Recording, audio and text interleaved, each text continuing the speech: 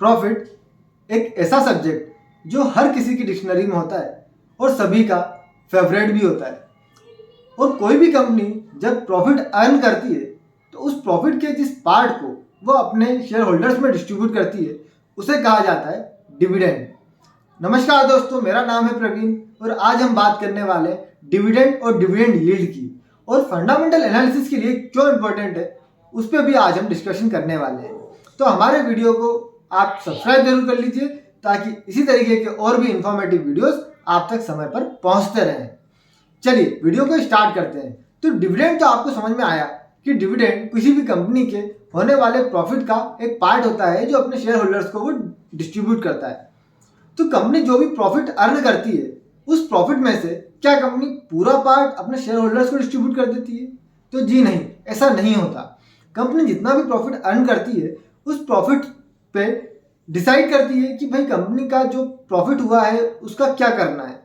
अगर कंपनी को ऐसा लगता है कंपनी सैचुरेशन लेवल पे है, कंपनी कैश रिच है, उसको और पैसे की नीड नहीं है, तो कंपनी पूरा प्रॉफिट भी अपने शेयर होल्डर्स में डिस्ट्रीब्यूट कर सकती है।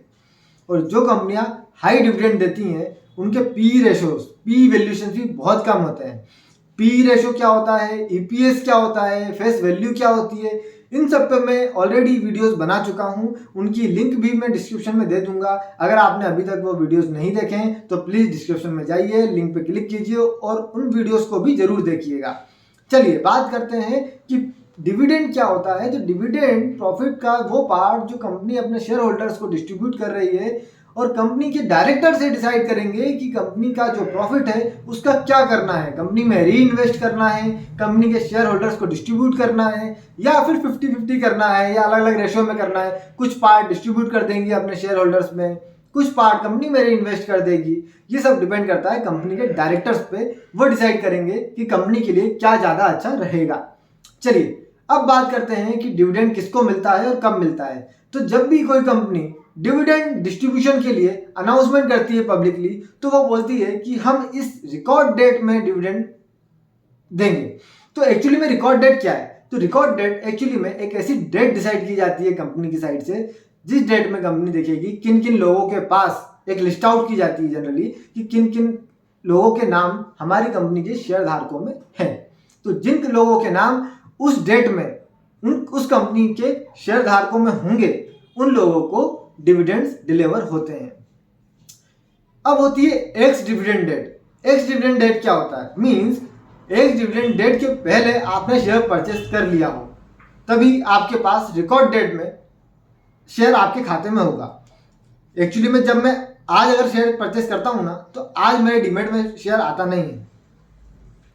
जिस दिन आप परचेस कर रहे हैं उसके बाद T+2 डेज का साइकिल लगता है जब हमारे अकाउंट में शेयर डिलीवर होते हैं। और ध्यान रखिएगा T+2 बिजनेस डेज या ट्रेडिंग डेज। तो आपको समझ में आ गया होगा कि अगर मुझे एक्स डेट में उस लिस्ट में मेरा नाम चाहिए तो मुझे उसके 2 दिन पहले शेयर खरीदना कंपलसरी है, तभी मेरा नाम उस लिस्ट में आएगा और मुझे डिविडेंड जो है वो डिलीवर किया जाएगा। तो एक्स डेट क्या होती है और एक्स डिविडेंड डेट क्या होती है एंड रिकॉर्ड डेट क्या होती है, ये आपको अच्छी तरीके से समझ में आ गया होगा। अब बात करते हैं कि कौन सी कंपनियां ऐसी हैं जो डिविडेंड डिलीवर करती हैं। तो जनरली कुछ गवर्नमेंट कंपनियां जो कैश रिच होती हैं वो आपको बहुत अच्छा डिविडेंड डिलीवर करती हैं। डिविडेंड तो बहुत सारी कंपनियां प्रोवाइड करती हैं, बट ऐसी कंपनियां जो कंसिस्टेंटली प्रॉफिट अर्न कर रही हों और साथ में उन कंपनीज का बिजनेस मॉडल बहुत स्टेबल हो तभी वो डिविडेंड डिलीवर करती हैं। अदरवाइज कंपनियां डिविडेंड इस तरीके से नहीं करती। इसमें एक बहुत इंपॉर्टेंट पॉइंट है। मैंने जब एनालिसिस कर रहा था तो मैंने देखा कि कुछ ऐसी कंपनियां जो प्रॉफिट तो अर्न कर नहीं रही, कुछ खासा प्रॉफिट है नहीं, है ना, प्रॉफिट कुछ ठीक ठाक आ नहीं रहा, साथ में डेट बहुत ज़्यादा, डेट मीन्स कर्जा, लोन उन्होंने बहुत ज़्यादा ले रखा है और उसके बाद भी वो डिविडेंड डिलीवर कर रही है। तो डिविडेंड आ कहाँ से रहा था? तो एक्चुअली में ये डिविडेंड आ रहा था उस पैसे से जो इन्होंने लोन लिया हुआ है, कर्जा लिया हुआ है। तो ऐसी कंपनियों से आप कोसों दूर रहिएगा क्योंकि ऐसी कंपनियां आपके लिए नासूर साबित हो सकती हैं जो लोन लेकर अपने शेयर होल्डर्स को डिविडेंड दे रही है। क्लियर है? तो हमेशा ध्यान रखिएगा, ऐसी कंपनियों में बिल्कुल ना फंसिएगा जो लोन लेकर डिविडेंड डिस्ट्रीब्यूट कर रही है। अगर किसी कंपनी के अंदर लोन है ना, डेट है, तो कंपनी हमेशा पहले डिसाइड करेगी कि भाई मैं अपना डेट किस तरीके से कम करूं। अगर कंपनी ने प्रॉफिट अर्न किया है तो प्रॉफिट का सबसे मेजर इंपॉर्टेंट पॉइंट या तो कंपनी में इन्वेस्ट करे, री इन्वेस्ट करे और अपने डेट को कम करे, ताकि लोन पे ब्याज ना देना पड़े उसको। क्लियर है? तो डेट फ्री कंपनी, तो मैंने आपको बताया था डेट फ्री कंपनी काफ़ी अच्छी होती है। तो हमेशा ऐसी कंपनी देखिए जिनमें डेट कम से कम हो या ना के बराबर हो, या हो ही ना तो बहुत अच्छी बात है। और वो कंपनियां अगर डिविडेंड बहुत अच्छा पे कर रही है ना, तो वो कंपनी आपके लिए बहुत अच्छी है। तो कोई कंपनी प्रॉफिट अर्न कर रही है, कमा रही है, ये देखने का ये बहुत अच्छा तरीका होता है। तो हमेशा जो कंपनियां प्रॉफिट अर्न करेंगी और कंसिस्टेंटली एक अच्छे बिजनेस मॉडल पे वर्क कर रही हैं, वो कंपनियां ही आपको डिविडेंड देंगी। तो डिविडेंड जो कंपनियां दे रही हैं और रेगुलर दे रही हैं, वो बहुत अच्छी होती हैं। इस चीज़ को ध्यान रखिए। कंपनी साल में कितनी बार डिविडेंड दे सकती है, तो ऐसी कोई बाउंडेशन नहीं है। कंपनी साल में 1 बार, 2 बार, 4 बार या 5 बार, 10 बार भी डिविडेंड दे सकती है। जितना वो प्रॉफिट अर्न करे और जितनी बार उस प्रॉफिट में से शेयरिंग आपको देना चाहे वो दे सकती है। इसके लिए कोई बाउंडेशन नहीं है। अब बात करते हैं कि डिविडेंड यील्ड क्या होता है और इसको किस तरीके से देखा जाए। एक्चुअली में कोई भी कंपनी आपको जो डिविडेंड दे रही है वो उसकी शेयर प्राइस के कंपैरिजन में कितने गुना है, उसको कहा जाता है डिविडेंड यील्ड। तो डिविडेंड यील्ड को बहुत अच्छी तरीके से समझ लेते हैं। एक फॉर्मूला है डिविडेंड यील्ड रेशियो को कैलकुलेट करने का। Total dividend payable in a year, एक साल में किसी कंपनी ने जितना भी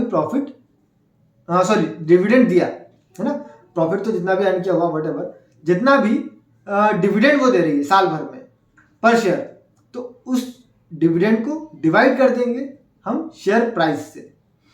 जब हम टोटल डिविडेंड पेएबल जो साल भर का एनुअल डिविडेंड जो पे किया है किसी कंपनी ने, फॉर एग्जांपल किसी कंपनी ने साल में 3 बार डिविडेंड दिया, एक बार पर शेयर 5 रुपीज़, दूसरी बार पर शेयर 10 रुपीज़ और तीसरी बार पर शेयर 20 रुपीज़। तो 5, 10 और 20 मीन 35 रुपीज़ का डिविडेंड कंपनी साल भर में पे कर चुकी है। अब मैं अगर देखूं कि 35 रुपीज़ का जब डिविडेंड मेरे पास आया है तो शेयर का प्राइस क्या चल रहा है। फॉर एग्जाम्पल अगर शेयर का प्राइस चल रहा है 200 रुपीज़, अब 200 रुपीज़ शेयर का प्राइस है, 35 रुपीज़ साल में डिविडेंड दे रही है, तो अब मैं कैसे निकालूंगा डिविडेंड यील्ड? तो मैं निकालूंगा total dividend means 35 rupees divided by share price means 200 और मल्टीप्लाई कर दूंगा 100 से।